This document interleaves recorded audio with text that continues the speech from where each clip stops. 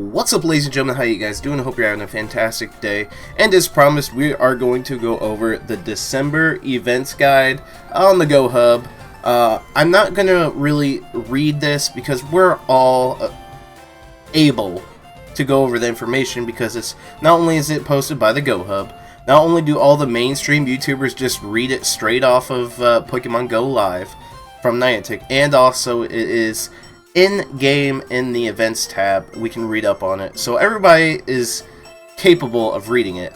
But what you don't get is the guides for the raids, and if the upcoming Pokemon are any good or not. So let's go ahead and glance over this. Of course, keep in mind these dates for all these. This is really tough to do, so whether you have to screenshot it or something, because otherwise you're going to be constantly coming back to this. These dates are ridiculous. Starting December 16th, different Pokemon are hatching from eggs, hopefully new Pokemon. December 17th to January 7th, Virizion is going to be in raids. From December 20th to 23rd, Lugia and Ho-Oh, which we will go over the best counters for those. Ho-Oh can be duoed, and Lugia can be trioed. And then from December 24th to January 1st, there's a whole bunch of things going on. And then, of course, December 28th from 11 a.m. to 7 p.m., we got some weird event going on. So, first off, I want to cover is Virizion. Is Virizion a good Pokemon, and what are the best counters for it in raids? First off, Virizion has a very interesting typing. It's fighting in grass, means it's weak to fairy, fire, super weak to flying, weak to ice, poison, and psychic, so it has a lot of weaknesses. Its stats are mediocre, but let's go ahead and look at the moves. Quick Attack, Zen Headbutt, Stone Edge, Close Combat, and Leaf Blade. Now, with the recent move pool change in PvP, Close Combat is a great move for PvP, but it nerfs your defense. I do believe it's nerfs your defense. It's hard to remember because it just came out yesterday, but it nerfs your defense. But Close Combat is a hard-hitting move, only taking 45 damage now. It's the third highest damage per energy move in PvP. So if you couple Quick Attack, which has a good energy per turn, with Leaf Blade and Close Combat, Virizion can actually be a very good Pokemon in the Ultra and the Master League. But as of anything else, it's not that great. So maybe grab a couple of good ones of these, or I mean just one, technically. Just grab one good Virizion and you are done. Now if we look at the counters and make it easier on you guys, Moltres, Wing Attack, Sky Attack, Rayquaza, Air Slash, Airlace. Anything with flying, because it has a double weakness to flying moves. So you're looking at these three here. Togekiss is good. Staraptor. Yanmega is fantastic. Flying moves, basically, is what I would go with, especially in windy weather as well. Mewtwo is always fantastic too. But you're looking at these three for sure. And I'm pretty sure that you guys won't have any problems having a full team of Moltres, Rayquaza, and even Honchkrow. So that's what you're looking for when you want to go up against Virizion. Now, if we go down a little bit further here, it talks about the Lugia Ho-Oh Special Raid Weekend. Let's go over Ho-Oh and the best counters for that, shall we? So it's 4 times weak to Rock, Rampardos, Tyranitar, Terrakion. That's it. You could easily duo Ho-Oh with any combination of these three in your team. Also, Rhyperior is really good as well. I forgot to mention that one. So you're looking at, if you can mix and match Rampardos, Tyranitar, Terrakion, and Rhyperior with Smackdown Stone Edge, Smackdown Rock Slide, Smackdown Stone Edge, and Smackdown Rock Slide for Terrakion, you're going to be able to duo this Pokemon. Now, I've gotten questions like, hey, Fitz City, I have these Pokemon, and so does my partner, but we can't duo it. Why? You have to power these Pokemon up at a high level. So my recommendation is this. Try to max out some of these Pokemon. Like, if you have a Smackdown Stone Edge 100% IV Tyranitar, why haven't you maxed it out? Ask yourself that first. But power up these Pokemon to where the Stardust level is at least 6,000. Once you hit 6,000 on that Stardust level, you should be more than capable of taking out Ho-Oh as a duo. Now, if we go ahead and look at Lugia, Lugia can be trioed, but I recommend 4 to 5 people if you're going to do it, just to be safe. Darkrai, Snarl, Shadow Ball, Magnezone, Spark and Wild Charge, Raikou, Thundershock Wild Charge, Tyranitar, Bite Stone Edge, Origin Guillotine is a good one, Shadow Claw, Shadow Ball, Weavile, Snarl, Avalanche. You get the picture. Now, as we go down farther here are the holiday Pokemon that they mentioned. Cubchoo and its evolution, Beartic, Cryogonal, and of course these Pokemon here, Pichu, Pikachu, and Raichu, they'll have the beanie on their head. Sneasel, Delibird, shiny Delibird's going to make a return. We are going to get a shiny Stantler with bells on its neck. Snorunt's going to be more common, even though we just had it. These Pokemon, I don't think are in the wild, but they're going to be hatching more frequently, and of course Snover is going to have a shiny as well. But let's go over Beartic and Cryogonal. Are they good Pokemon? Well, first off, Beartic is a very interesting Pokemon. The CP is over 3,000, so it's already a respectable Pokemon. The attack is 233, which is really good. Defense is 152, that's pretty low, but the stamina is really good as well. It's weak to fighting, fire, rock, and steel, and its only resistance is its only typing. So let's go ahead and look at the moves. Powder Snow, Charm, Surf, Play Rough, Ice Punch. Now, this should be screaming at you PvP, and it is. Powder Snow is a it's higher than Charm. EPT, which means you're going to get Surf and Ice Punch off very fast.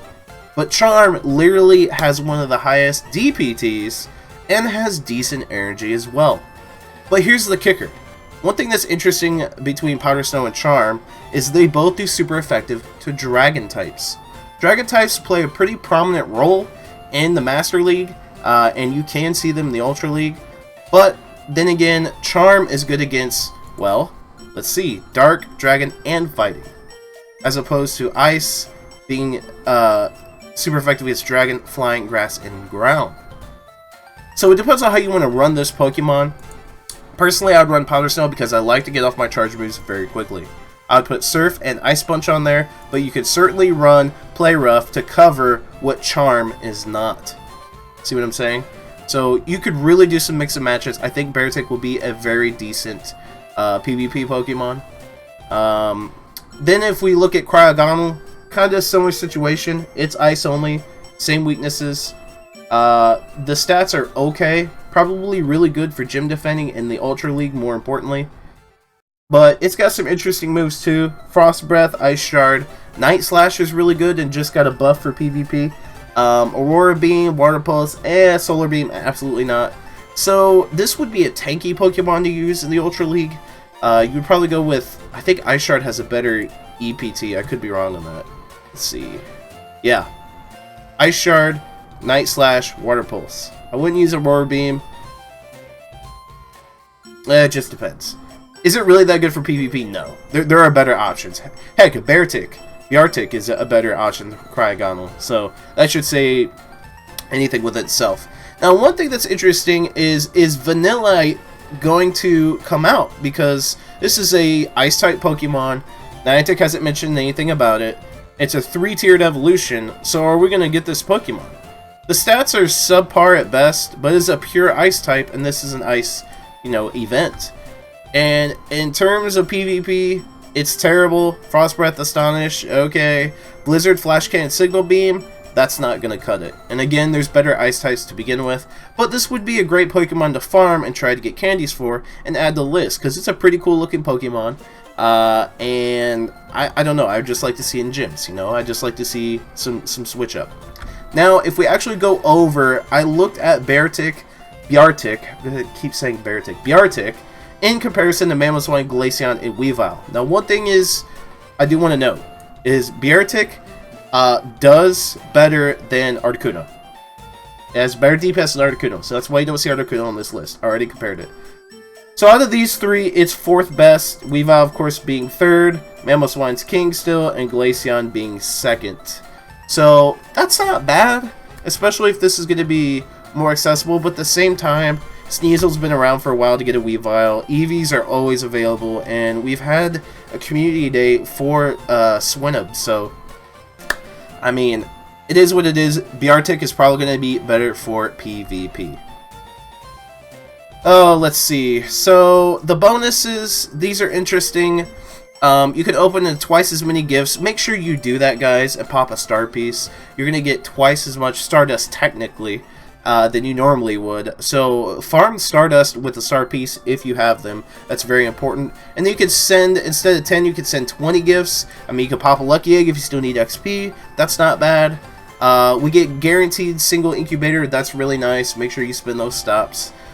Here's one thing that I am not happy about. is from Tuesday to Wednesday during freaking Christmas, basically, we get 2 times catch candy, 2 times transfer candy. People are not going to be out playing. I think all these bonuses should have been a week long, because that's pretty crappy. Come on, let's be honest, that's pretty crappy. Because the transfer candy is going to help with the new Pokemon, or some legendaries that you've caught that aren't any good, and you can get extra candy for that. And 2 times catch candy, again, for the new Pokemon, and anything else, that's definitely a bonus. Catch Stardust, at least this is after Christmas. 2 times catch Stardust, so get your star pieces ready. Catch XP, for those who still need it, not bad. And half egg distance. It's pretty cold this time of year over here in the Western Hemisphere. And then finally, this thing is interesting. I thought this was weird. A warm-up with a weekend winter event. This is kind of similar to Regigigas event. This is weird. It's an 8-hour event. You could go try to catch yourself a Regice. Remember, it still has access to lock-on, so that's nice. Lapras is going to be available on these Glacial Lures. 2-hour Glacial Lures. You know, Pokemon such as Lapras, Delibird, Cubchoo, and more will be drawn to the Glacial Lure. And you can evolve Glaceon on these lures to get Last Resort if you want it. It's good for PvP. But Glaceon's not really that great for PvP, but I digress. Interesting to see what else is going to be spawning on these Glacial Lures. Maybe some more new Pokemon, maybe that's where Vanillite will be available, I don't know. Pretty interesting stuff, and also you get 2 extra raid passes, so you might as well do some Regice raids. If you have a shiny, probably wouldn't help too much, but at least you can get the rewards. If you don't have a shiny, gives yourself a couple chances of getting one. But there you guys have it. Let me know what you guys think about this event in the comment section down below. Are you excited for Biartic and its PvP capabilities? Are you excited to get another crack at Shiny Lugia and Shiny Ho-Oh? Hopefully they get their exclusive moves, that'd be fantastic. Are you actually excited for Virizion? Now it has a good use of PvP with close combat.